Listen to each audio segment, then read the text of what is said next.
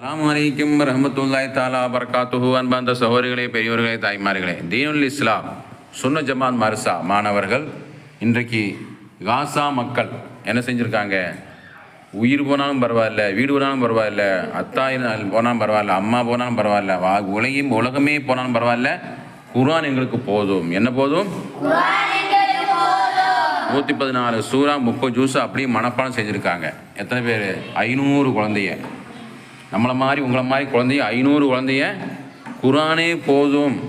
அவ்வளோ மகிமை, அவ்வளோ சிறப்பு, அந்த குர்ஆனுடைய சிறப்பு அவ்வளோ சிறப்பு அவங்கள அறிஞ்சனால அவங்க உயிரே போனாலும் பரவாயில்ல, குர்ஆன் மனப்பாடம் செஞ்சால் போகும்னு சொல்லி 500 பேர்கள் குர்ஆனை முழுசாக மனப்பாடம் செஞ்சுருக்காங்க. அது மாதிரி அந்த சிறப்பை தான் பார்க்கணும். நம்மளும் அது மாதிரி குர்ஆனை சீக்கிரமாக மனப்பாடம் பண்ணணும். சரிங்களா? அஊது பில்லாஹி மினஷ் ஷைத்தானிர் ரஜீம். பிஸ்மில்லாஹிர் ரஹ்மானிர் ரஹீம். முஹம்மது நபி ஸல்லல்லாஹு அலைஹி வஸல்லம் அவர்கள் குர்ஆனை யார் மனனம் செய்கின்றார்களோ அவர்களுக்கு அல்லாஹ் தஆலா சுவனம் வழங்குவான், நரகம் ஹராமாக்கி விடுவான். அந்த குர்ஆனுடைய சிபாரிசு மூலமாக 10 நபர்களை சுவர்க்கத்துக்கு அழைத்து செல்வார்கள்.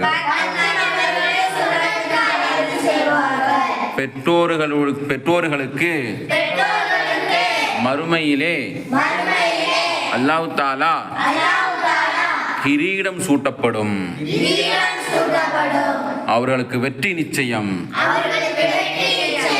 தீனு துனியா பாதுகாப்பு, அல்லாஹ்வுடைய பரக்கத்து ரஹமத்து எல்லாமே இந்த குர்ஆன் மூலமா அல்லாஹ் நமக்கு வழங்குவான்.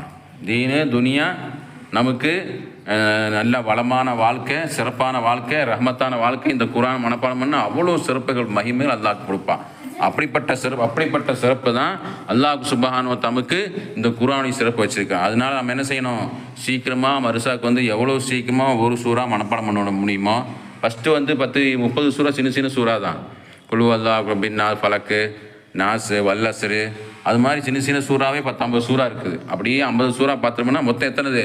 114 சூறா தான்.